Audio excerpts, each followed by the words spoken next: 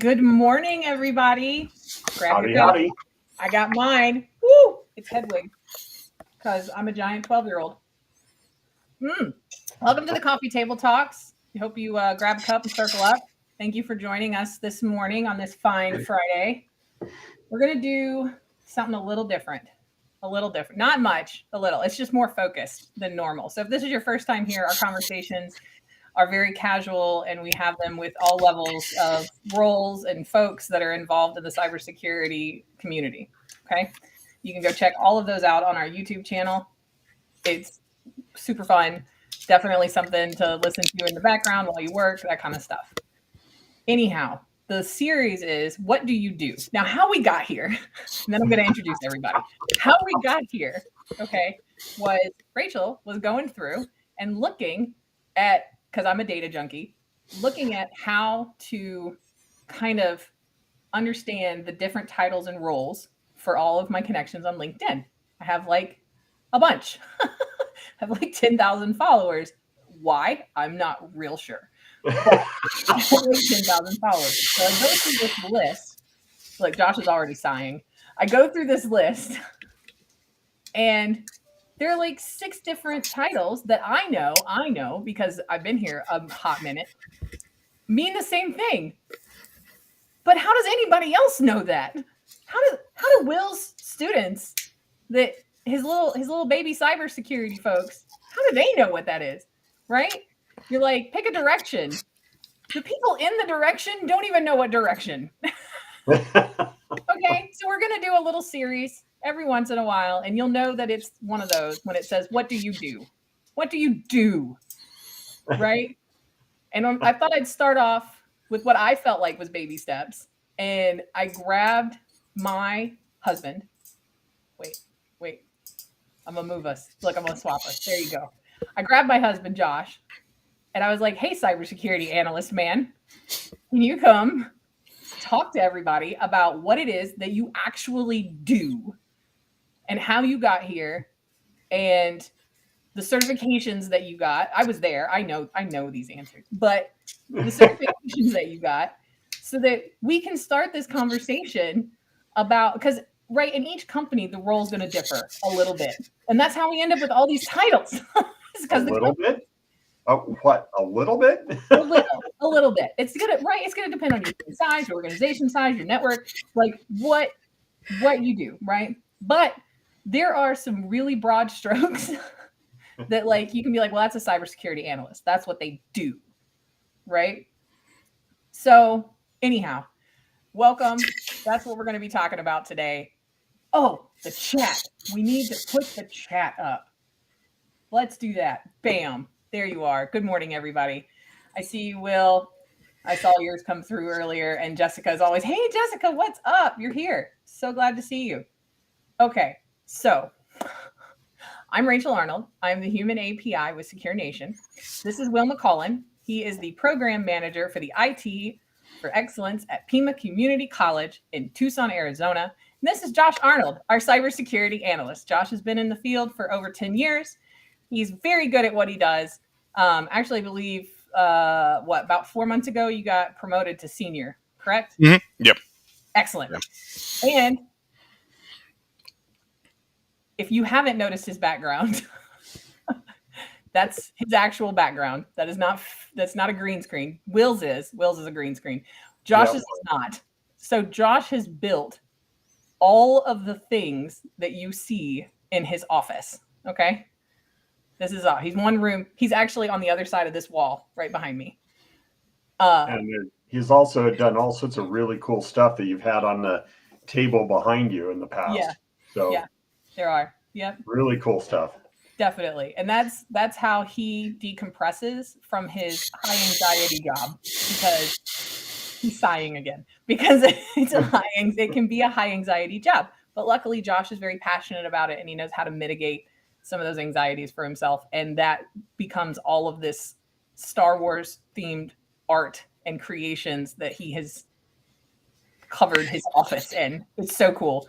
You guys are always welcome. If you're in the Baton Rouge area, stop by the house. Okay. What, are there going to be tickets? What? Maybe. That depends. But maybe. This is still a non-sponsored show, so mommy got to keep the lights on somehow, right? I love Chris. Chris says it looks like he hates Star Wars. Yeah, Definitely true. totally. A big Harry Potter fan. Okay, Josh, you're going to have to go out and buy some stanchions and cords and all that kind of stuff, right? Yeah.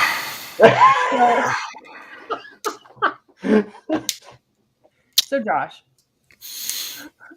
this is the hard. You guys, it's easier for me to open up conversations with complete strangers because I have questions already. But look, Josh and I have been married for 13 years. We've been together for 15 years. Look, I found the cutest picture of us on one of our first dates. Look how cute we are. Look how little. Look at the babies. We're such babies. Aw. Aw, babe. Aw, love you.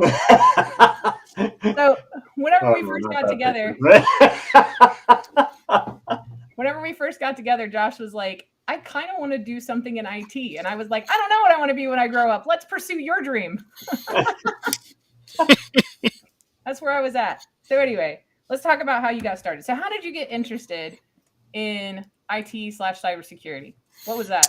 Where did that come from? I kind of got interested in IT from working as a night auditor at a hotel. So what's a night auditor do? So a night auditor closes out the books at the end of the night, and still checks people into the hotel at night. It's not interesting or fun at all, which led me to watching a lot of Netflix until they blocked Netflix on our work computer. So which led to, of course, me going, no, you're not going to block Netflix. I'm bored 7 out of the 8 hours that I'm here. Wait, you mean a user tried to find a workaround for the security control that somebody put in place? No. That never happens. And I looked up, how to get past those blocks, because they had the way they had blocked the Netflix was with a parental controls versus anything else. So going from there, and getting my Netflix back, I got really kind of interested after watching it was a Netflix series, and I cannot remember the name of it, but what it was a bunch of people that they went around and they did different scams or told you about different scams on they were based in the UK. And I kind of started watching that, and then they started talking, about monitoring network traffic, and I went, monitoring network traffic? I work at a hotel at night. I bet you some of the guests, and this was a long stay hotel, so this wasn't, like they would come in and just check in for the night. This was like construction crews that would come in, managers that were opening up a store that maybe hadn't bought the house or hadn't actually moved here yet. Yeah, to give a little more context there, we were getting a new grocery store in our area. It was an Albertsons. If you guys are familiar with Albertsons, I think that's more of a like Gulf South thing, like Florida. Oh no, it's all over here. Is it? Okay. So they were opening up a new Albertsons in our town, and like all the managers and the store manager was doing a long-term stint at the hotel that Joshua worked at. That's where that's coming from, by the way. So I started, I was like, monitoring network traffic. I wonder how they did that. So, some Google flew later, I discovered Wireshark and brought my personal laptop into the hotel, hooked it up to the guest Wi-Fi, and started, looking to see what people were looking at. I know my husband well enough to know he's a little nervous saying this out loud right now. Don't worry, babe. it's okay if you burn that hotel bridge down. They're not going to want to hire you back now at this Yeah, point no, as no, night no, audit. It's okay. That's Well, fine. well, plus you don't want to admit to any crimes or anything, right? Like Oh, I mean, you know, laws or things like that. yeah. Well, you know, it was just Wireshark. I was just monitoring. I didn't, you know, log into anybody's accounts or anything like that. It was just, Right. you know, what's Okay, room 402 looking at? Oh, that's what room 402 is looking at. That made me look at that person a little differently. It was all in the name of customer service. You wanted to be able to anticipate their needs. No, that's bad. You don't want to anticipate those kind of needs. No. Not room 402's needs. Not at all. So after doing that, I was like, you know what? This would actually be kind of fun to do as a career. This would be, it would be a lot better than staying up, you know, overnight at a hotel watching Netflix. So I signed up to go to school for computers. At the time, that's kind of what you went to school for. Here was just computer science. I went to a community college to start off because I was like, you know what, I need that 4-year degree. I went to community college to start off. That was probably one of the worst experiences I've had from a schooling perspective. So why? Why though? What was your first semester like? So my first semester was, and like I said, I enjoyed, you know, the network monitoring and things like that. My first semester was using this program called Alice to make a music video for programming. Yeah. Not even actual programming. It was very much so, very rudimentary. If this, then that. Then you would move the little avatars around the screen, and that was my introduction to programming. Then the next semester, we got started in C++, and they expected us to know how to code immediately, and we're like, we've never done any coding. What did you guys do in Programming 101? We made an animated music video. I know how to move an avatar. I know how to move an avatar and then do it if this then statement, but not really, just in pseudocode. They started offering some more networking classes that did not work out very well. So I kind of took a step back from the community college, didn't continue my education there, and just went, you know what, I can go get a help desk job. I'm going to jump right into the field. Then I jumped into the field, went and worked for a small MSSP that's here in local Baton Rouge, and that did a tier 1 help desk for hospitals in the area. And it was a good job while I sat there. Because again, at the time, Rachel was working overnights in the restaurant industry, so I was working overnights for the MSSP, and there was a lot of downtime. And rather than watching Netflix this time, I decided to start trying to get some certifications. I wasn't really sure what I wanted to do. At first, I thought I wanted to go into network administration. So I started studying from, you know, my A+ and my Net+. I got those 2 certifications, and then realized that what I was doing at help desk wasn't going to help me get the experience that I wanted.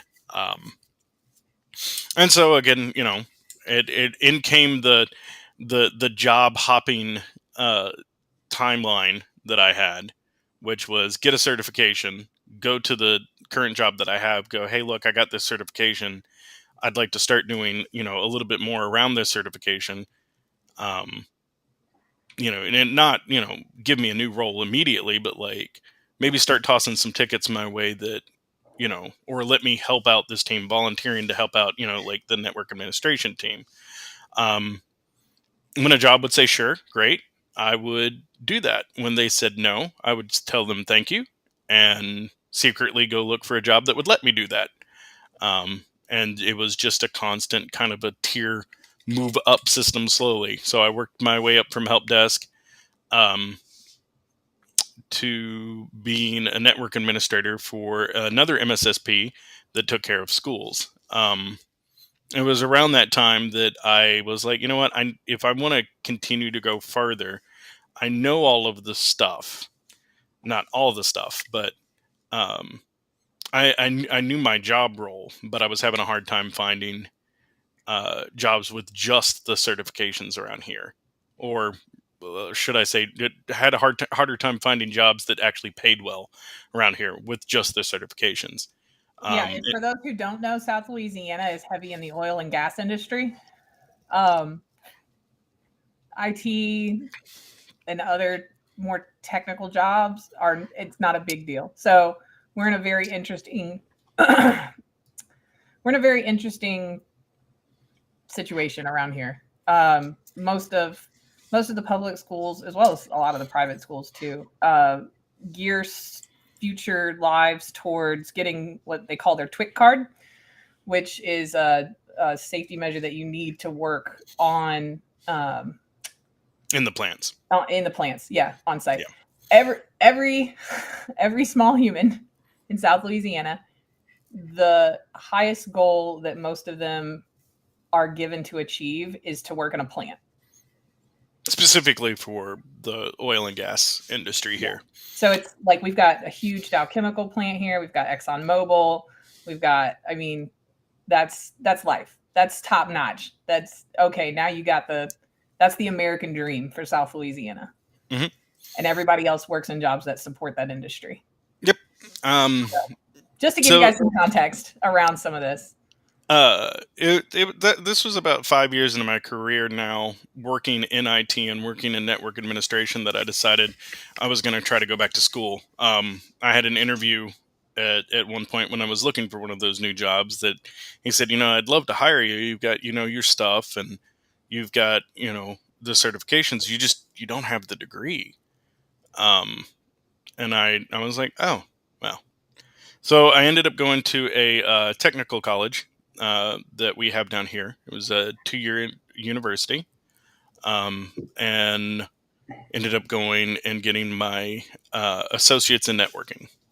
Before he even graduated, wait, he's too humble. Before he even graduated, from their program, they asked him to teach because he was so helpful with his fellow students in explaining the concepts to them and showing them what to do, that they were like, as soon as you graduate, you have a job here. And they asked him to come be a teacher at the technical college. Yeah. So anyway, yeah. I was getting there. I was very proud. I was getting there, but yeah. My last semester, one of my teachers was leaving, and he was a very good mentor and friend. And he said, hey, I'm this is going to be my last semester teaching here. And me being the opportunist that I was, I didn't tell him, oh man, I'm sorry to hear that. I went, so you're saying your job's open? What do you need to have to be able to teach here? He was like, well, you need at least 5 years of experience. And I said, oh, I've got 5 years of experience. So I went and talked to the department head at the time and said, hey, I heard so-and-so's leaving. I know I haven't graduated yet, but I know the stuff. I've got 5 years of experience. I just don't have the degree. And to work here, all I need is an associate's and 5 years of experience to teach. I'll have my associates by the end of this term. And he said, okay, I'll set up an interview. We set up an interview. I did my mock teach. And then they hired me. So I went from... It was really odd because during my graduation, the school terms for that school moved very quickly. So we were having our graduation at the same time that I was teaching the next term of classes. And I said, where do I sit? Because am I supposed to sit up there on stage with you guys as a teacher? Or am I supposed to sit in the audience as a graduate waiter. They let me end up sitting on the stage with the teachers, but I was in the the cap and gown to receive my. It was funny, the guy that runs the school, the president of the school, when he called my name. I'm fairly certain he peed himself when I walked up from behind him, rather than because he had no clue who I was.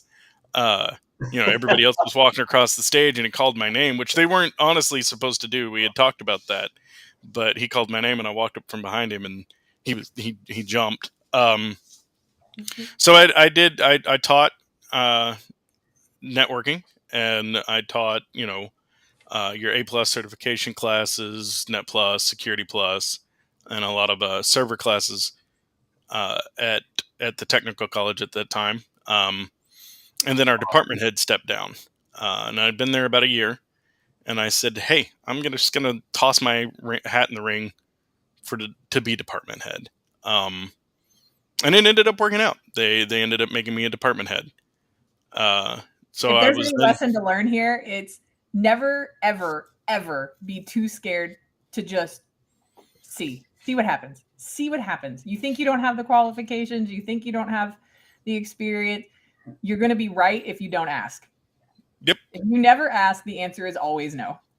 So ask. So then I was in charge of actually designing, while teaching classes, also designing the curriculum that the students were going to go over. One thing that I did notice at the school at that time was the cybersecurity program was severely lacking. It focused mainly on just networking, and looking at the numbers, and that the school likes to push students towards the more higher paying in jobs because it looks better on paper, obviously, for the school. So I kind of revamped our cybersecurity program. And at this time, I had not done really any cybersecurity jobs at the time. I was teaching it. I was playing with all the tools, but I wasn't actually doing it out in the wild and live. So, and I started to kind of get that itch of like, I really want to do this. Like, I really want to do this as a job. I don't just want to teach people how to do it. And then I went and worked for another MSSP that kind of bait and switched me. Told me they were trying to stand up a cybersecurity program. They weren't. I ended up going and hooking up printers. So it was kind of a lateral move from what I used to be doing. Left that job, and then went and actually worked for the oil and gas industry company, doing a little bit more of what I wanted to do with cybersecurity and network monitoring. And then kind of just started picking up. That was my first real cybersecurity job, and then I just started picking up more and more certifications. Which and one? then Which one? CYSA and the CASP. I think looking back, because I know you did Net Plus and Security Plus. Yes. Did you need analyst, right? A+. A+, yeah. So did you need all three? No.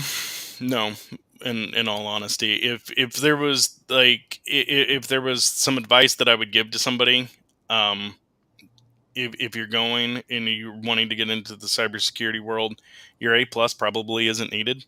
I'm a big fan of CompTIA because it is vendor neutral. There are the CCNAs and CISSP. But I'm, like I said, I'm a plus I get vouchers for free still for setting up the partnership program at the technical college that we did. So maybe I'm a little bit of a shill there for them. But no, if there was one bit of advice I would give, it would be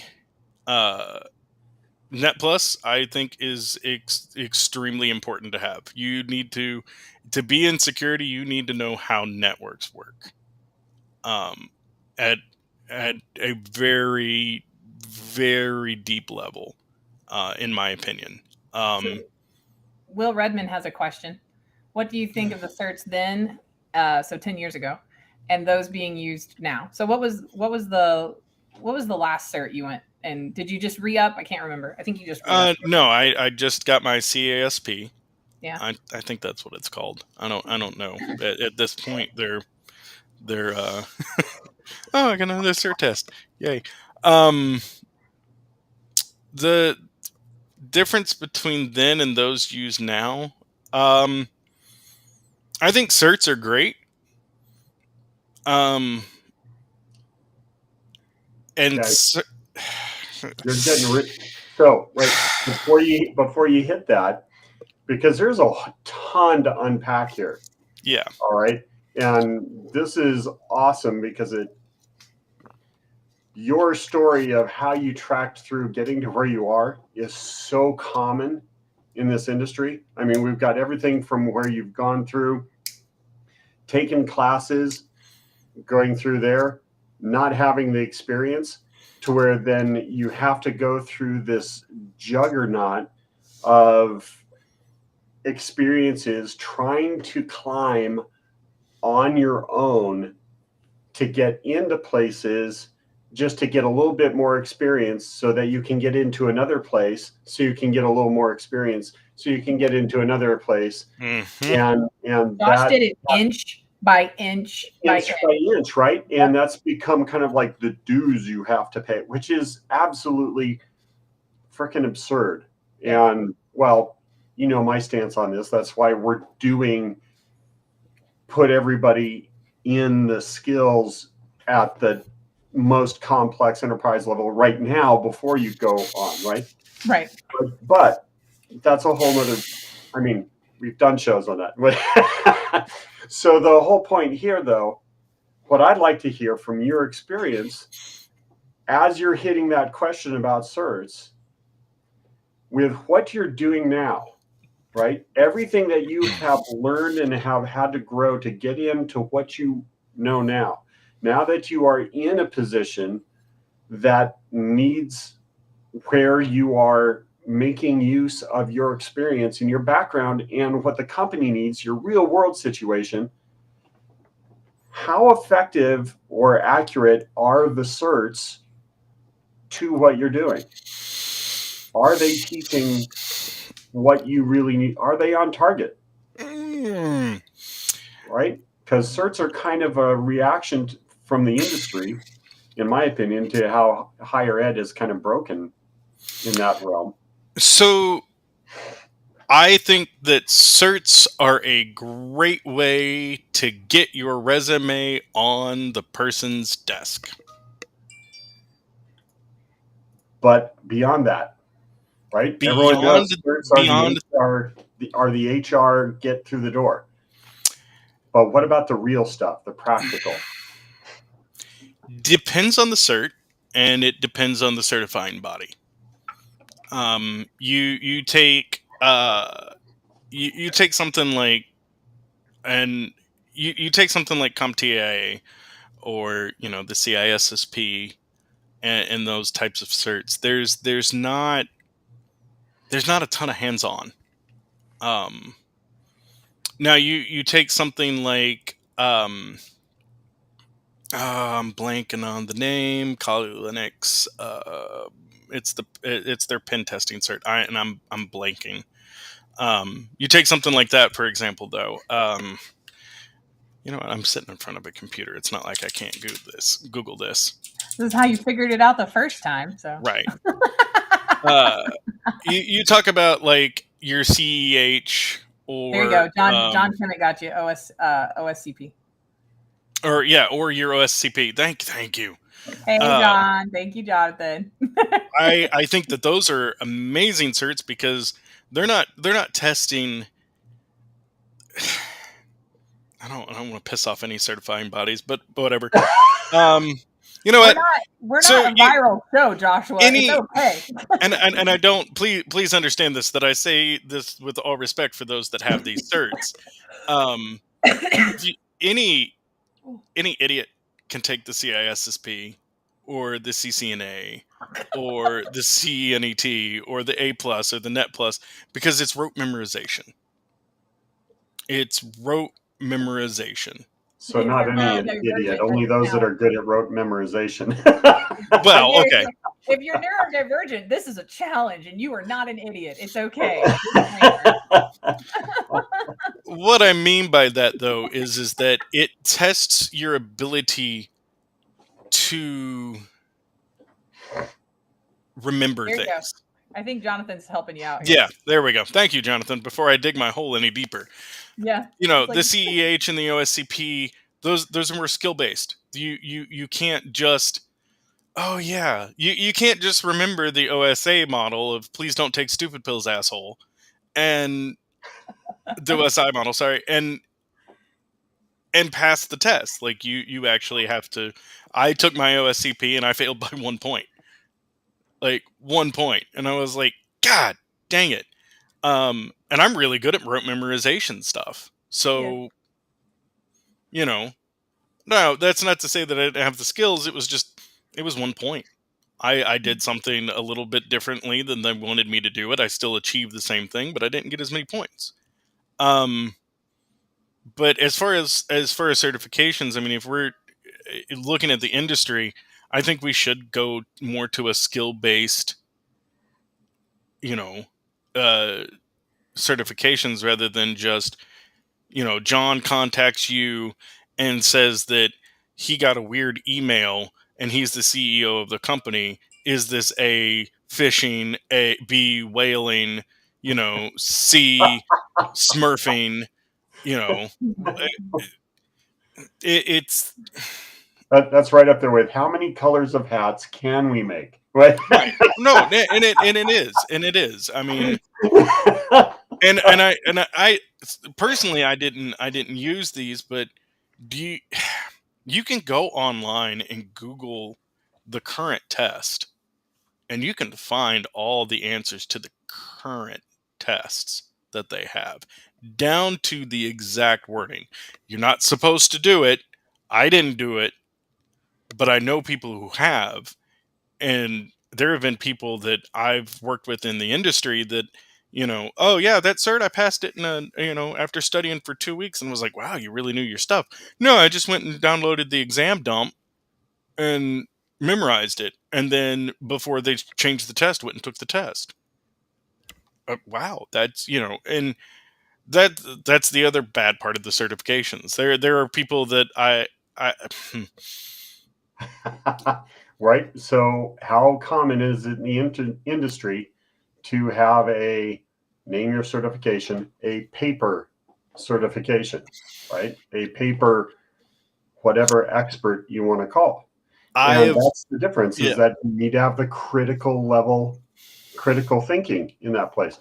The one that I love, well, okay, now I'm going to date myself a bit, but back when I did the Red Hat certification, at that time, the test was you walk in, you had it was put into 3 sections. You walk in the morning and you have a sheet of paper and a machine of several things that are problems after it went through grub. And then you walk out and walk back in, and you have to hit things where you have problems at the grub level.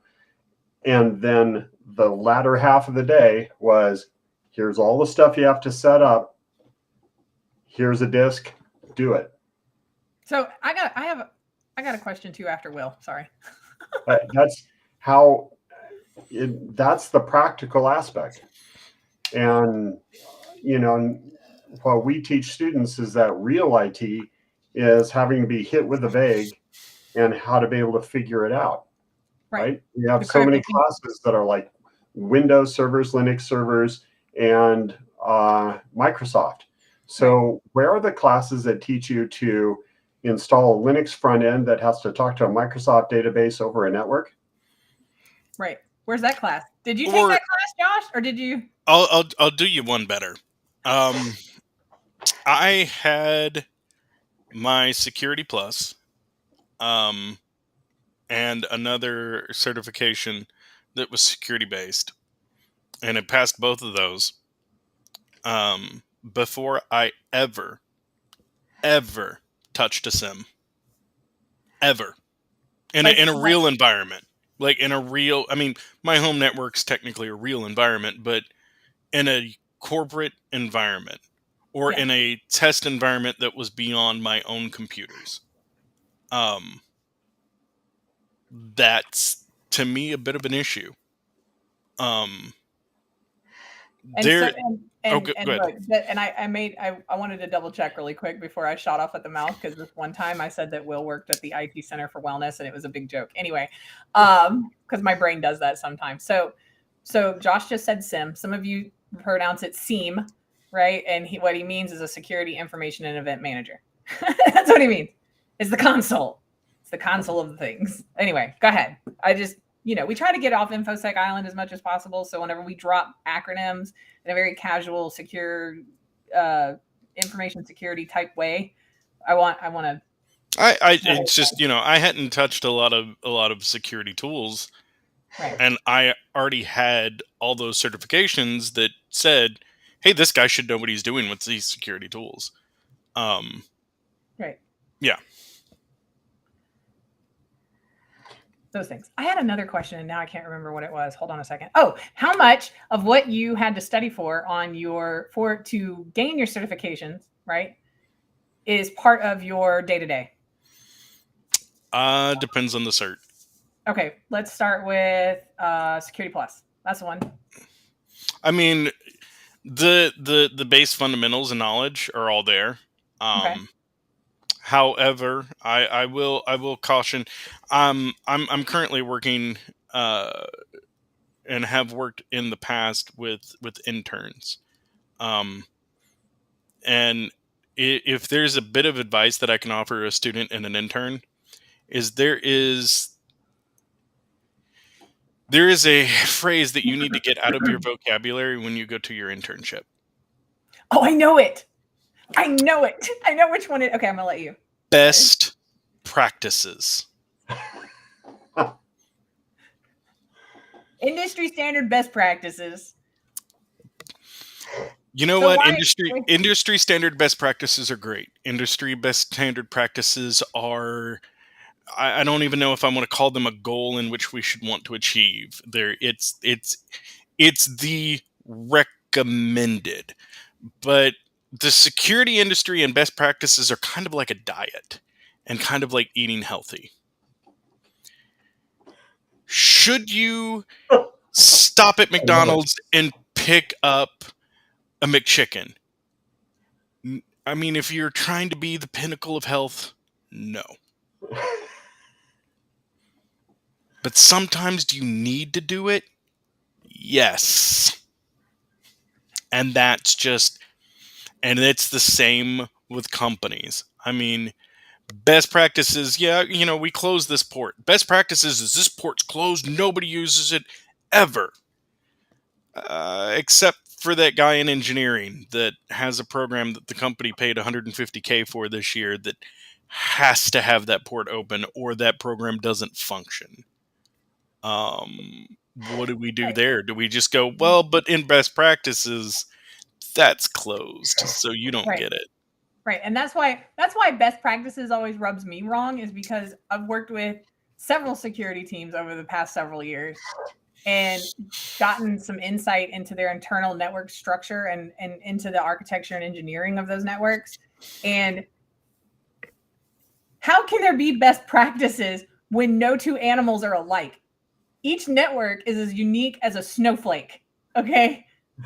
A thumbprint. They're all differently configured, set up. If they started the company 150 years ago, the first line or piece of technology that came in there was a telephone, and the network now runs through the walls where that old ass telephone wire, you know what I mean? And one wall unit telephone that's connected to the network somehow for some reason from the 60s. It's all different. It's all different. And because cybersecurity moves so fast, because IT moves so fast, because the technology moves so fast, it's ever constantly, continuously changing on a day-to-day basis. So there has to be a huge amount of agility with the network, with the teams that manage that network, with the teams that protect that network. There are no industry best practices that can move as fast as what we work, play, and how we live our lives, because we live our lives online, and we need different things to do that. Like I'm doing a study for to do a talk in October with Dr. Stephanie Gorlick, who you guys met last week, right? Securing Sexuality, their conference in Michigan, and it's on like hacking your dating apps kind of thing. And not really. I'm not going to teach people how to hack a dating app. That seems really malicious and horrible, like some sort of romance crime. But I started looking up. I was just, okay, let's see. How many are there? There's like over 8,000, and there's new ones pop up all the time, right? Like it changes so quick. I mean, do they all kind of basically want to achieve the same goal? Yes. They want to farm their users for ad revenue, and hopefully those users will be real excited when they eventually meet somebody they connect with, but they still want them to use the dating app. You know what I mean? Like even after that, they still want them to use it. But it changes so fast that there's an industry standard there, but there's no best practice for any of it because they pop up so much and they all want to do things in a little bit different way or serve a little bit different audience, right? Like there's dating apps for older folks, there's dating apps for college folks, there's dating apps for LGBTQ plus, there's dating apps for people into horses. I don't know. There's not that kind of way. Not that kind of way. I mean, like they own yours, right? Not that kind of. Hold on, you guys, stop it. That's not what I meant. You know it. But there's not like that. That's the wrong end of the internet. Shame. Yes.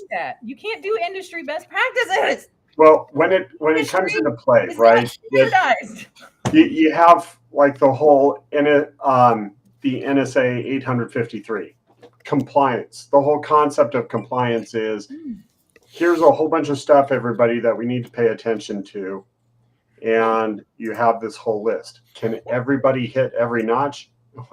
No, because some networks and some elements don't even have portions of those that are listed, right? And that's why there's so many different models and so many different compliances. Right. So it becomes a whole element of risk analysis and what is actually happening and how well can you take those standard practices and define that what you are doing, that you can make a case to say, hey, we are taking care of those elements because we are aware of that, and this is how our area fits in, and this is what we have done to mitigate.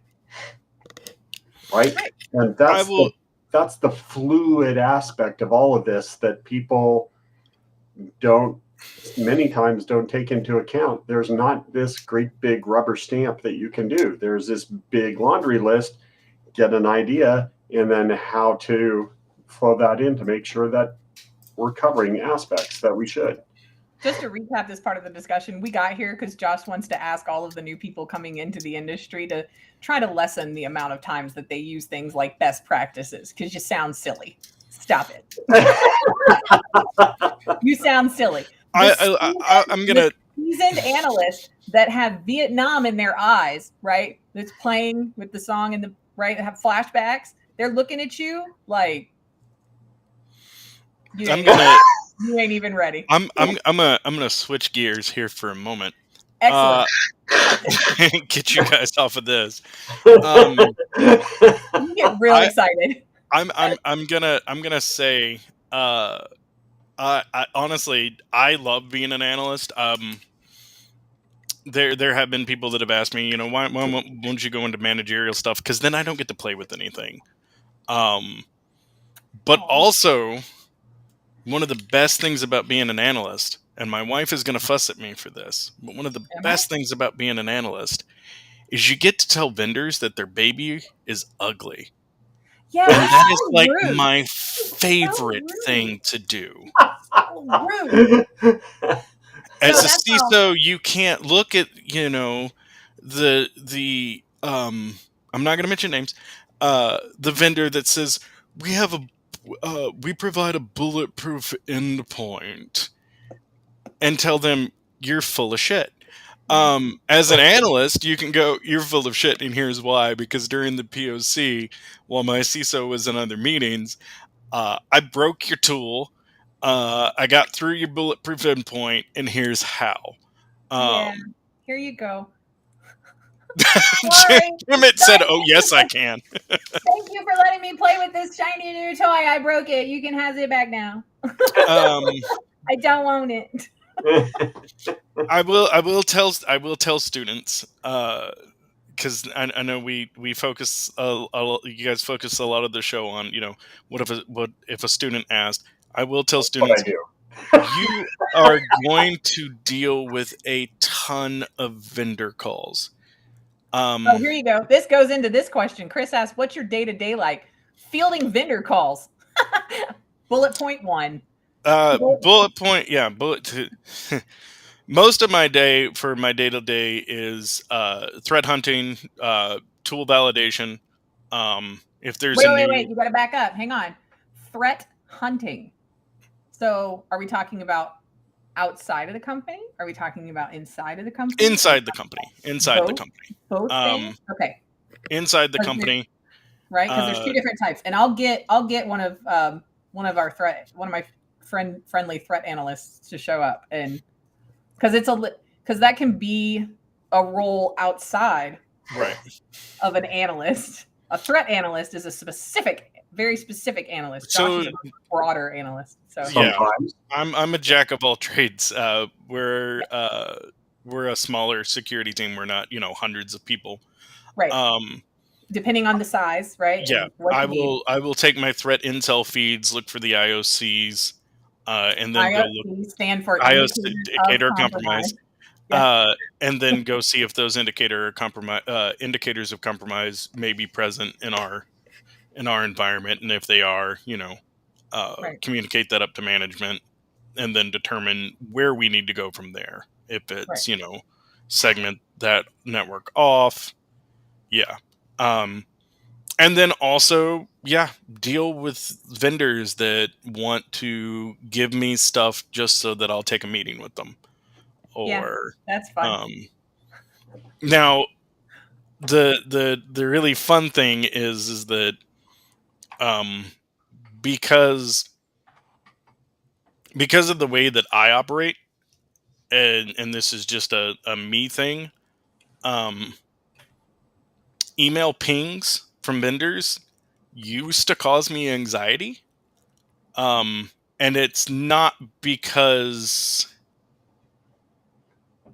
I don't want to talk to the vendor. It's because usually an email ping means an alert on my end. So when I've got a vendor in my inbox pinging me repeatedly, I think that that's an alert. So I'm going to get back to Kimmett's question because he put one up too. But Chris asked a follow-up question for that. Are you using SIMS or SOARs? Which one do you think we should learn? I was looking at a Splunk cert. I'm going to tell you that really depends on what company you want to go work for. Yeah. And learn both.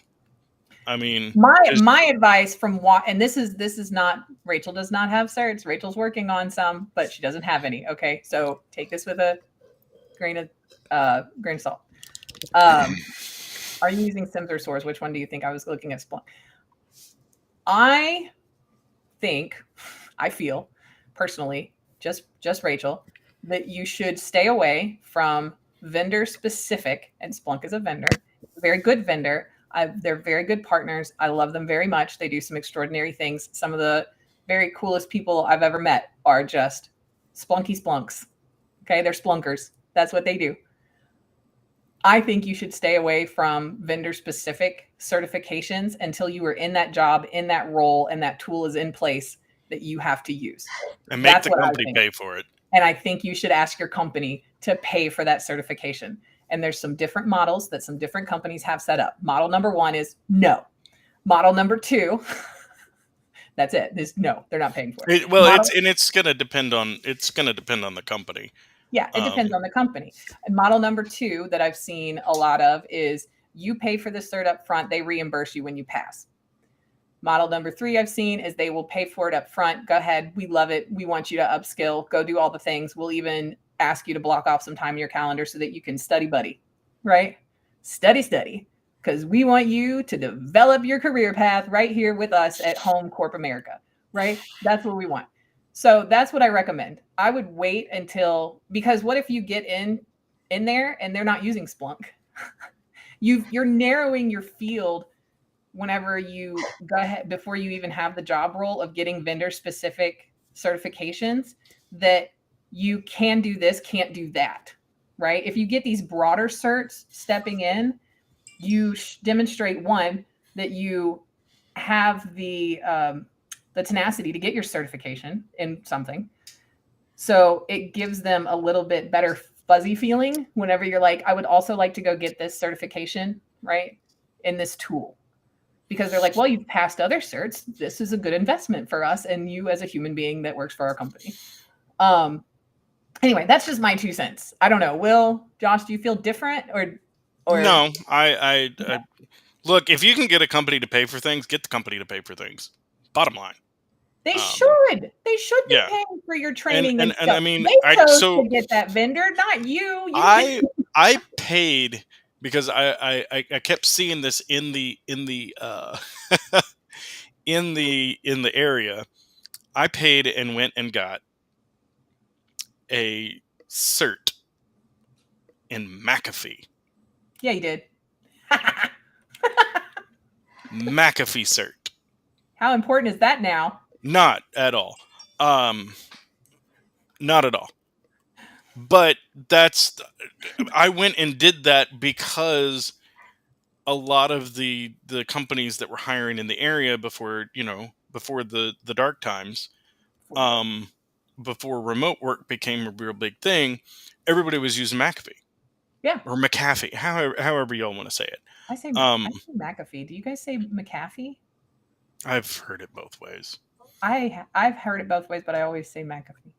I say McAfee, just like it's McCullen, just like it's McClure, just like it's. That's fair. That's fine. So,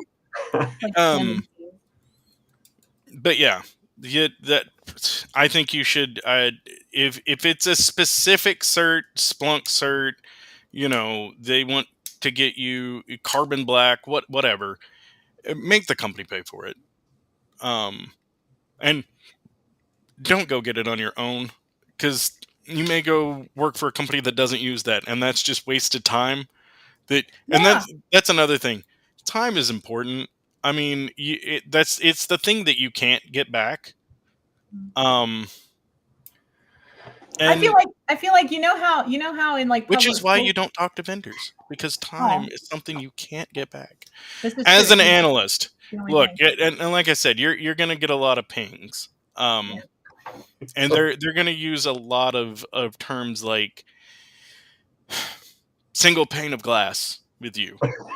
I'm gonna tell you right now, as an analyst, that is the one phrase that I hate more than anything. You can say silver bullet endpoint to me, and I'll just take that as that's what the company told you to say. But when you say single pane of glass, it makes me it makes my eyes bleed. It's amazing how pain has gone from PAY to PAI. Well, so you know what I use for a single pane of glass? Outlook. Yep.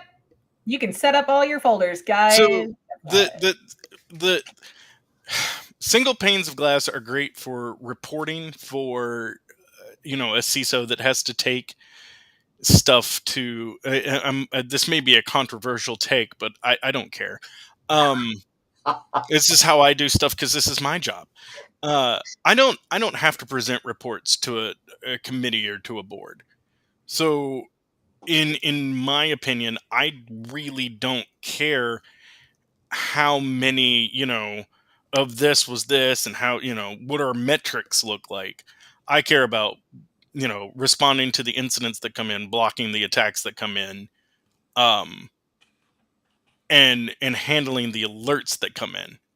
I've set my Outlook up as my single pane of glass. And you can do it honestly in ways that make it fun for you and a little less anxiety filled when you get that ping in your email, because every single vendor, and this is something they don't tell you, every single vendor sends email notifications on alerts. You don't need to sit there and watch your system and stare at your endpoint detection and response doing nothing until something happens. Well, I would throw into that too.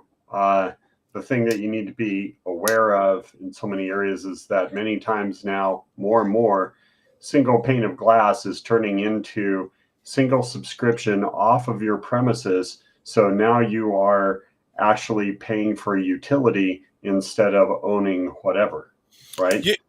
That's a whole different discussion. I've got my stuff set by criticality with sounds. Like, and being the giant Star Wars nerd that I am, they're all Star Wars sounds. If I've got, if a user clicks on a phishing link, we get a notification for that. Now we get it in the console, and I could have, 17 tabs open with every single different tool open that we have, or, you could have that single pane of glass that, by the way, guys, the API keys on those sometimes break, and it may not be reporting in, and you may not realize that it wasn't reporting in, so you miss it if you're looking at that single pane of glass. But they all send emails. So if a user clicks on a phishing link, and we get that alert from our email protection system, it's a different sound for me. So I can be doing threat hunting in the background and looking for things and be able to kind of triage. And this is just a thing for me because I am ADHD. If I heard that ping go off while I'm doing, a threat hunt, and it's just the standard Windows, Outlook ping email, I'll stop what I'm doing, even if it's important, to go see what that was, because it's going to bug me if I don't. I found that changing things to sounds and setting up rules for different folders, if we get a critical alert of somebody clicking an email, a phishing email link, knowing that, oh, hang on, that's my phishing email link sound, I'll drop what I'm doing. If it's a service desk ticket that comes in because somebody, needs a download from Google Docs or whatever, I'm not going to stop what I'm doing with an active threat search for, maybe a newer emerging threat to go take care of that right then. So, I mean, yeah, anyway, that's that. Yeah. So how do you treat? So you triage the alerts that come in order of priority for your business. For my business, yeah. Right. So that's something you do. That's a part of your day to day. So what do you do whenever a high priority alert comes through? What are the next steps? I drop everything I'm doing, and depending on what system that alert came in through, I go into that system and start digging around. Okay, let's say it came through like your EDR, your endpoint detection and response. So what are kind of your order of operations? Just to give everybody, like, you don't have to go into super depth, but just vaguely. I log into that EDR. Okay. I then look at whatever alert that was and start kind of triaging. Is this, and that's a thing. So, and it kind of goes back to the industry best practices. We work a lot with a a foreign country, and we have a lot of foreign country workers for a country that they have a great firewall. I can't say who, but they That's have they have the great firewall, and a lot of your EDR tools will catch a lot of the programs that are written over there and a lot of the government required programs as malicious. And right. yes, technically they are. But so industry best practice, and you look at the certification questions. This came in and it's showing malicious, and what do? You quarantine that machine from the network and you burn it with fire, and power of Christ compels you, and you eliminate them out. No, that's um, you have to talk to the users. You have to determine the business use case. So if it comes in, and again, it also depends on what the alert is. If I get an alert that, hey, this thing looks like ransomware, yes, I'm going to immediately quarantine it. I'm going to murder it. Christ compels you, um, and go from there and start my instant response plan. So would you Uh, say that keeping the business running and also protecting the business? Yes, and that's what I was going to get to. If Yeah. it's something like this is a potentially unwanted program, I'm not going to immediately quarantine that machine. Right, because you could be stopping. I could be progress for the stopping an company. engineer from doing Right. work that they needed to get done. I'm going to go and grab that file, throw it into a sandbox, see what it does in the sandbox, see who it communicates with. Another really great. Wait, back up. And then what do you do with those findings? Like, what if with your critical thinking skills, right, that Will is teaching his students how to do? What if with those critical thinking skills you determine, oh, this is not a threat, or what if you determine, oh, that looks real sketchbox? If it looks sketchbox, it really depends, and I hesitate to say much because I don't want to go into. No, but do you tell other people? You need to go tell other people, right? Right. Like, you gotta go. Well, no, not necessarily. Not necessarily tell other people. It depends. Or do you just go ahead and quarantine it? You're like, this is sketchbox quarantine, and then you follow your procedures after that. I will tell you to always follow your company's procedures.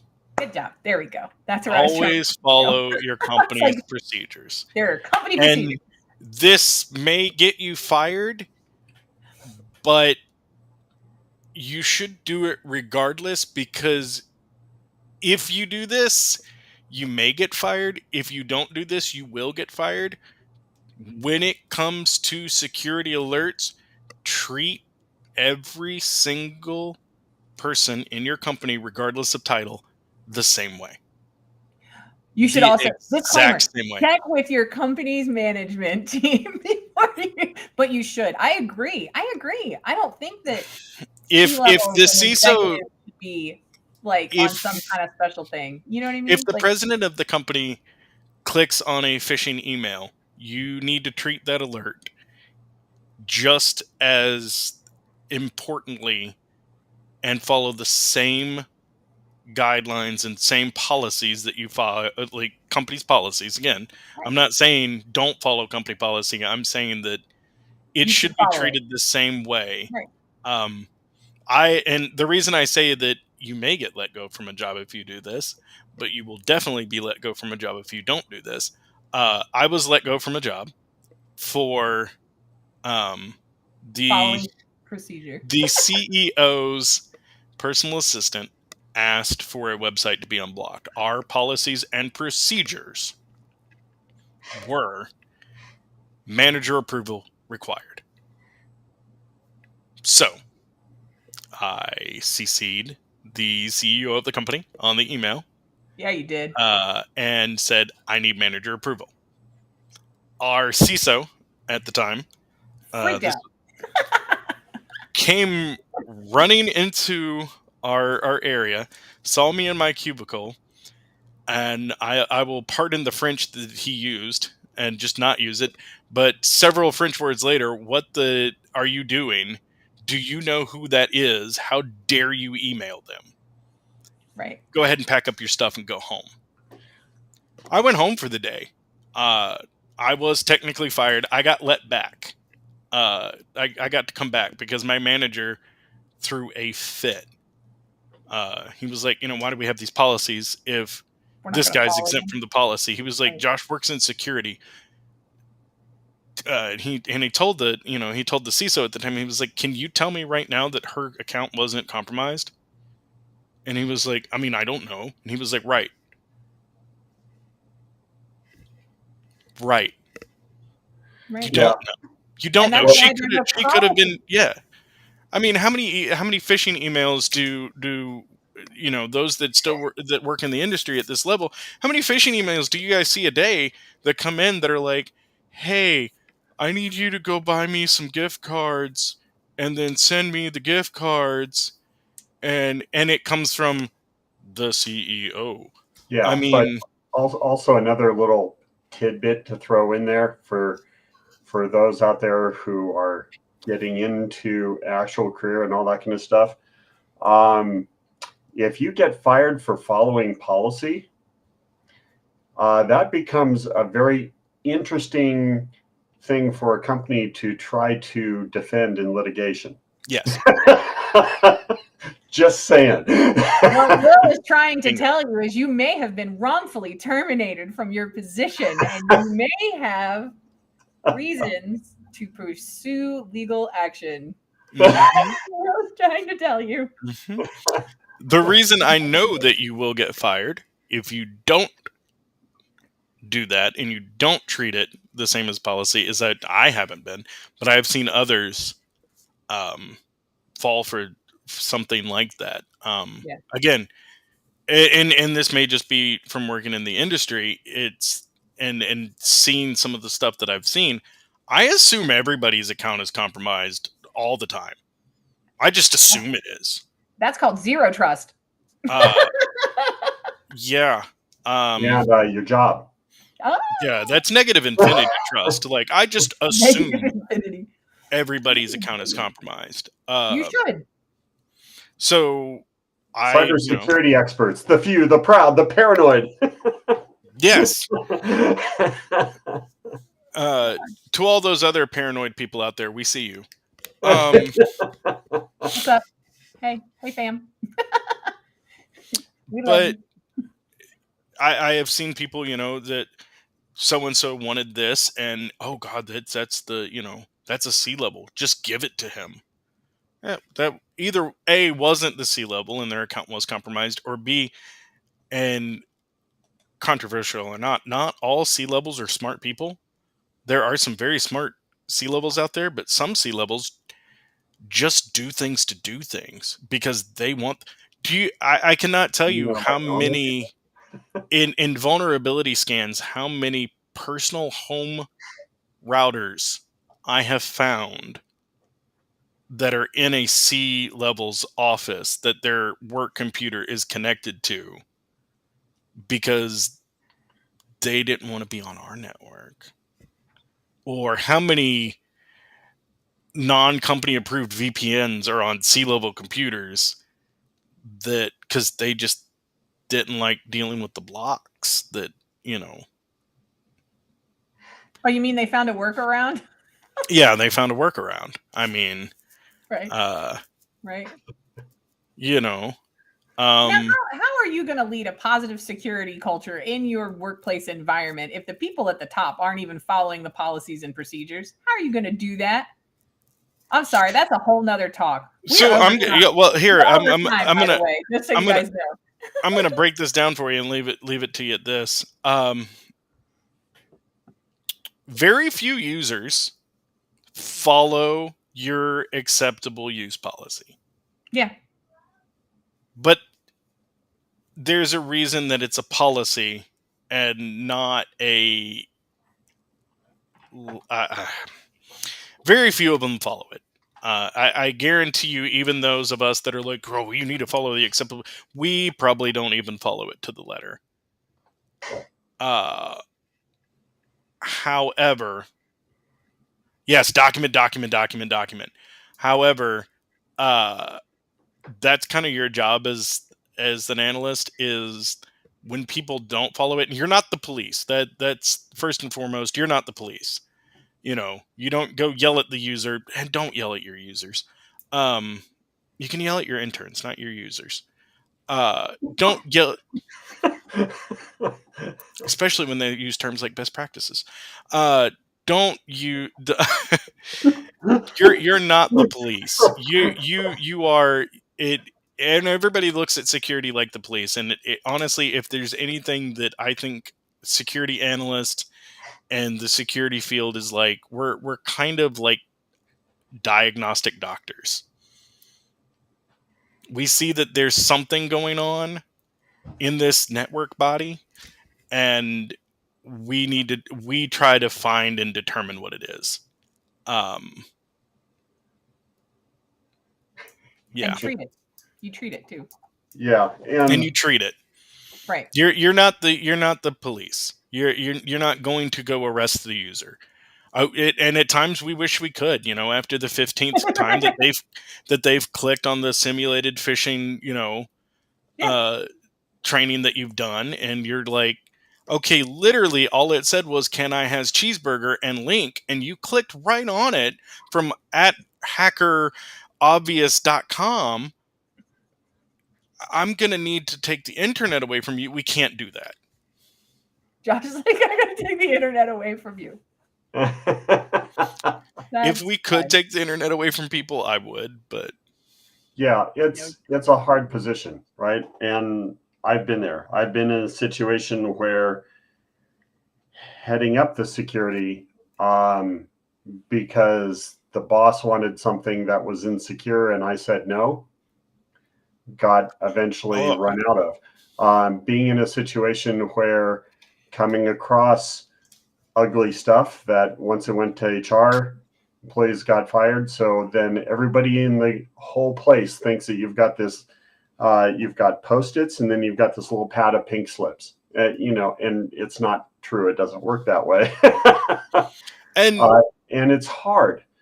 But for folks that are getting in the industry and folks that are out there trying to learn and grow, one of the key things that you can take out of all of this is the importance and understanding of company culture, right? Does the leadership live up to what they preach? And do they actually care about that whole process? And beware if you find yourself in a toxic environment where you get forced to be in betwixt and between, right? And I've lived that. Josh has lived that. Rachel has lived that.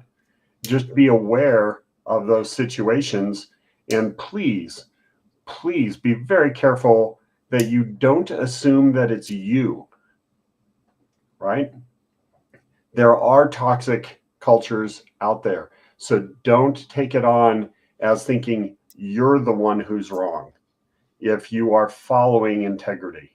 Okay? And had to put that little speech. Well, and from a my standpoint point of view, if you find yourself that you're in one of those toxic situations where you are having to document, you should always document, but you're having to document just to save your ass every day. I'll tell you this now, Joshua. There are tons of companies out there that are way better than where you're working that are looking for analyst level, and I keep saying analyst level. This is from my position. Yeah. I can't speak to, being a CISO because I'm not a CISO. I don't ever want to be a CISO. Yeah, we're gonna do that one later. I'm trying to make Laura show up. But if you're an analyst and you're or an engineer or anything like that, and you're having to deal with that type of toxicity, trust me, there are companies out there. All you have to LinkedIn everywhere. Like, go look. There's a better job out there for you. Trust me. And especially if you're good in the field, and you don't even have to be good, just willing to learn. And I mean, just Don't give willing up. to learn. The point is, don't give up. Keep looking. They're out there. I know it can seem really daunting and like, when is it going to happen for me? And I'm been through all these interviews. They're all horrible. I don't want to pick any of them, but I'm going to have to choose one. That's okay. Take the one that's not your favorite, and while you're looking for the next one, you know what I mean? It's going to be okay. I took a job having at the start of COVID when my company laid me off because of the dark times, writing SOPs. Right. I love documentation, But not that much. but not that much. But they were going to pay me to write security SOPs. So you know what I said? Screw it, I'll do it. And then I found the job that I'm in now. Right. While I was working that job, I had no qualms about doing something like that while I was looking for another job. And you know what, though? Josh was on it. You were honest with him, too. You told him, you know, this isn't exactly what I was looking for. I'm happy to help you. Took the job. Right. And then his current company called, and he went back to the people that had hired him, and he said, look, I'm really sorry to do this, but the role opened up that I'm more fit for. And, you know. But I will tell you that little bit of time that I worked for them writing SOPs, and I've written SOPs before, but I got better at writing SOPs. So now when my manager comes to me and says, hey, we need an SOP on this. Right. Who can we get to do this? I'm like, I'll do it because I know how to do it. And it makes me look good to the higher ups. Yeah, definitely. Definitely. And if you're going to, if there are not standard operating procedures in place, you know, and you need to go write that, realize that that's a whole ass job. All right. Josh is volunteering to do a few here and there.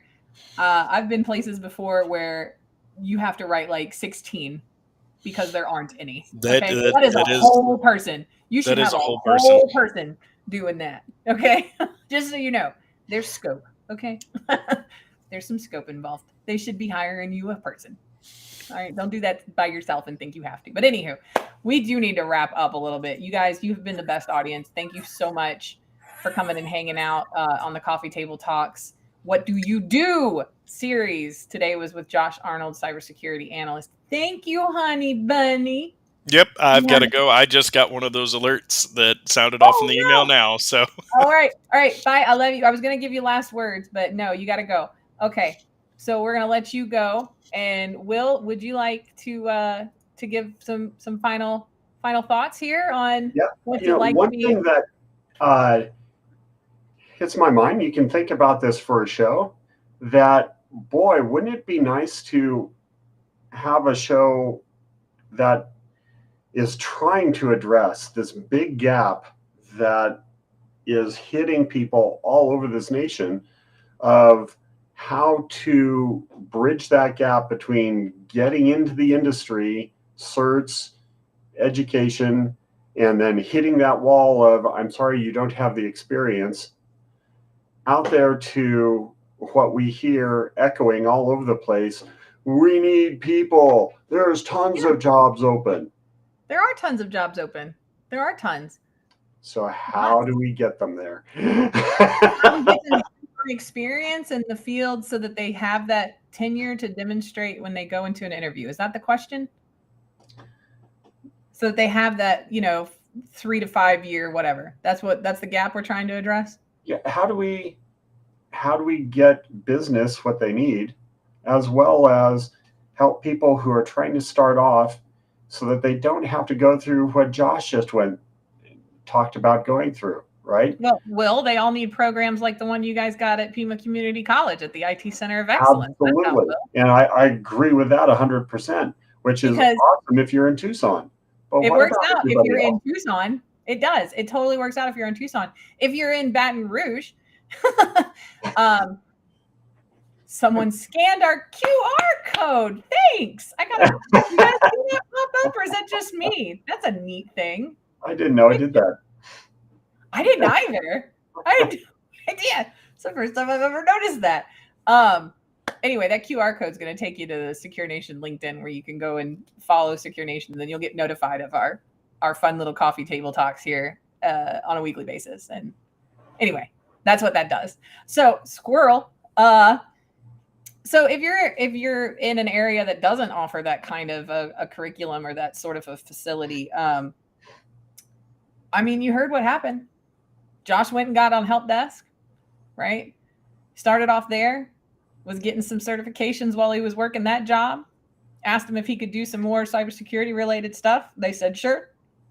If they said no, he went and jumped to the next job where he was like, look, this is how much experience I've had on IT help. It's networking and not the actual physical kind, the person to determination. person, the person to person kind. It's networking. A lot of determination. You have to go and make friends and talk to them about it, and don't be scared that you don't meet all the qualifications on a job opening. Try it out anyway. If nothing else, it's really good interview practice for you. And as long as you are in earnest applying for that role and you plan on obtaining those requirements that are there for that job opening, right? They're not going to mind terribly talking to you. And if they do mind terribly talking to you, they won't interview you. And it's okay, because there's going to be somebody else that does. There's literally thousands of openings.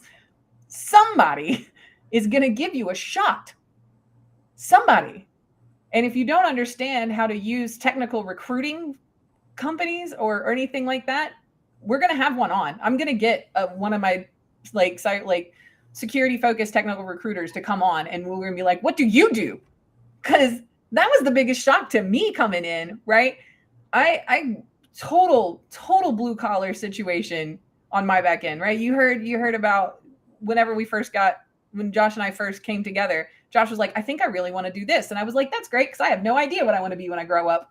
I was running restaurants and working for a chemical company, fixing commercial dishwashers for a living. And I know how to program your Holiday Inn's laundry, just so you know. I know how to titrate chemicals. Woo! I also am really handy with some tools, just saying. I had no idea what I was going to do. And I got an opportunity to do something different, and I jumped in. I just jumped in. It was okay. It's okay to fail. It's okay to fail as long as you fail fast, learn quick, and move on, right? Learn from it, tweak it, do it again. Rinse and repeat over and over and over again. That's how getting into the industry is going to work for you. No matter where you are, is you have to keep on trying. If you happen to live in an area where you can take advantage of a hands-on program that you can write down on your resume after you graduate, hey, I did an associate's degree at PIMA Community College, for example, in a cybersecurity related field, but also for 18 months of that, I worked hands-on at the IT Center for Excellence on these systems with these programs on these types of equipment. I know what it looks like. I know how to hook it up. Here's the projects I did. If you can afford to set up some sort of a home lab, if you don't have an IT Center of Excellence, right? Write that down. Talk about it. Talk about how you set up Wireshark to scan your own network at your house. Like, just that's amazing. That's great. Joe Blow down the street working in another industry doesn't know how to do that, but you do. And you also demonstrated that you know how to research, you know how to develop that research, you know how to set something up, you know how to monitor it. You know, like, those are skills that this industry needs. We need you. Mm-hmm. Come on. Absolutely. Jump in, get froggy. That's my final thought. Sorry, it was long-winded. Not a problem. It usually is. I get real excited because, Will, you have no idea. If I had access to a program like yours in my area, it would be absolutely life-changing. And there are, I mean, when I started out younger, right? Or even if I just started out in the industry now, like, if I could stumble in off the street and go play with stuff, I would have figured out what I wanted to be when I grew up a lot faster. Oh, we're changing lives massively. Yeah. Our last hire was $95K. I was lucky enough to fall in love with somebody that was already interested, and that's how I got exposed. Right? Because as a girl growing up in the late 80s, early 90s, anytime I wanted to play with software, computers, anything like that, I was told, that's something boys do. You don't need to do that.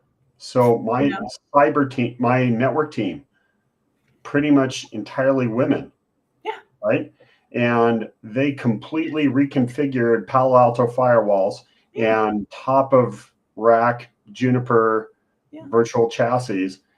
They are now and can articulate and can describe how to can go toe to toe with networking departments all across the town. Yeah. And you know what's great is Just that need the access. because and it's a double-edged sword, right? Society says that women have to be better at soft skills. So a lot of women are. I'm not saying men aren't or they've never been asked to be. I'm just saying it is more okay for women to be social butterflies than it is for a lot of men that I've seen, right? They're not allowed to do that relation empathy thing back and forth where they, talk about their childhoods together. Like I've never seen two men cuddle up for a cup of coffee together, two straight men cuddle up for a cup of coffee together and talk about their childhoods. I've never seen that, right? They keep it all very close, right? They keep all their feelings and emotions in. So there's not really a lot of opportunities to develop the soft skills that are sort of really needed in the industry. So guys, girls, aliens, whatever, if you've got great soft skills and a bit of a technical mind, come on. We could teach you everything else. That personality is hard to teach. That's the culture piece that Will's talking about too, is if you come with an open-minded, soft, easy to get along with, easy to understand, great communication skills, that's hard to teach somebody to do in a genuine way, right? If you're you're the shiny person, come be shiny. Let the company pay for your certifications, jump in right away, get started, and you can climb inch by inch, or you can learn from things like what Joshua's story was. He took a couple certifications that don't pertain to what he does day to day right now because he didn't know better, right? And those soft skills too can be learned when you get into a community instead of just training. Right. It's something. Right? Soft skills, and I hate calling them soft skills because really it's just human skills. It's how to human. It's how to discern whether somebody's having a good day or a bad day and know how to talk to them. It's how to be nice, but it's also about how to develop confidence in yourself and recognize safety in your community. And when you put that together, then you pick up the skills to where you can handle situations where you're not as safe, where your community may not be as friendly, right? But you've at least had that experience of what it is, and then can recognize how to deal with it. And we can make that happen. That's what needs to change in this industry across the board. So cool. But man, we went a half an hour over, so we probably should give our listeners a break. They're still hanging out too. God, I love you guys. You're the best. Girls and guys. I'm sorry. It's a guy. I don't mean to do that. My bad. No, but you guys are always the best. Thank you so much for coming and hanging out with us, circling up and grabbing a cup. Next week. Oh yeah. Our good friend, Chris Roberts, is going to be stopping by the coffee table. He might be in Vegas while doing it. I'm not sure. So it'll be a pseudo live from Vegas. That should be a fun one. No, I'm excited. I hope he is not dog tired. Get the joke. If you guys follow Chris Roberts, his post, it's a great name. Dog tired. Look, Thor's dog tired. He's always tired though. Poor baby. Anyway, you guys have a great and fantastic week. I believe the new post is already up. Is it for next week's with Chris? Yes, it is. Yeah. Yes, it is. So head on over to the SecureNation LinkedIn. That's at the QR code there. Or you can go, if you prefer the YouTube, go to the YouTube here on this QR subscribe, and you will get alerted, notified. You can, click the little bell on the YouTube thing, and it will notify you before we're about to go live. Add it to your calendar. Whatever you got to do, that's fine. That's great. We'd love to see you next week. Love you all. Tell a friend, and be safe, everybody. Bye.